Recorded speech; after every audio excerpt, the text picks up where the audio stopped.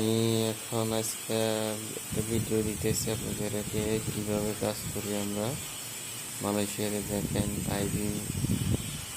আইবিএমের কাজ করি, কনস্ট্রাকশনের আইবিএমের কাজ, ওয়েল্ডিং, অক্সি কাটিং। আমার ইউটিউবের চ্যানেলে অনেক ভিডিও আছে, দেখবেন ওয়েল্ডিংয়ের, অক্সি কাটিংয়ের। মূলত আমি ভিডিও বানাই। যারা বাংলাদেশ থেকে নতুন আসবেন তারা যেহেতু আমার ভিডিওগুলো দেখে একটা কাজ অন্তত শিখে আসে, এই কাজগুলো শিখে আসলে মালয়েশিয়া না শুধু বিশ্বের যে দেশে যাবেন আপনার মানি রেসপেক্ট পাইবেন, এবং কি আপনার কাজের দক্ষতা যদি আপনার থাকে, আপনার স্যালারি সব দিক দিয়ে আপনি বাড়তি পাইবেন, সুযোগ সুবিধা।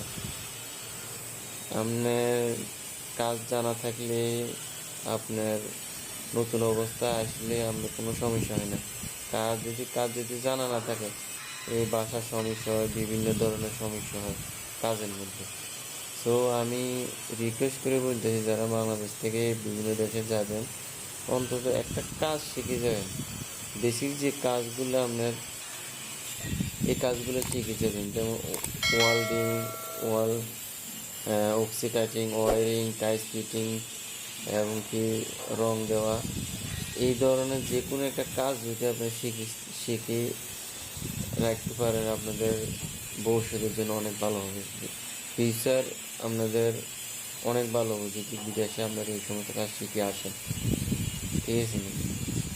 তো আমি সবসময় এই কথাটাই বলি, যারা বাংলাদেশ থেকে আসবেন নতুন অবস্থায়, প্লিজ আমরা যে কোনো একটা কাজ শিখে আসেন, ঠিক আছে?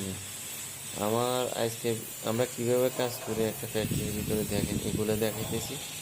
আমি মূলত আজকে কোনো ওয়েল্ডিংয়ের ফুল ভিডিও দিতেছি না, অক্সি কাটিংয়ের ফুল ভিডিও দিতেছি না।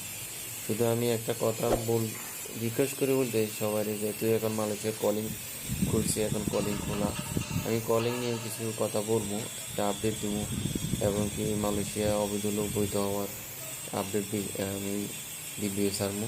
দয়া করে আপনারা আমার চ্যানেলটা সাবস্ক্রাইব করে রাখবেন, বেল আইকন টিপে রাখবেন। আমি যে কোনো ভিডিও দিলে আপনারা যেহেতু সাথে সাথে পান। ধন্যবাদ সবাইকে।